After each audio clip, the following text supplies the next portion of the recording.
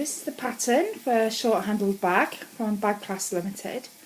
The bag is here. The instructions don't include the piping because that's optional. It does show it on the diagrams, but it doesn't really go into the details. I do cover the piping on the blog.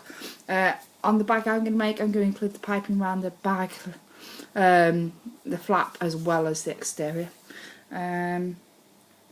And we're going to just follow it all the way through. So from cutting the pattern pieces, interfacing and foam fusing, then we work on the exterior pocket, then we attach that to the exterior, and then after that we'll attach the gusset and the other part of the exterior.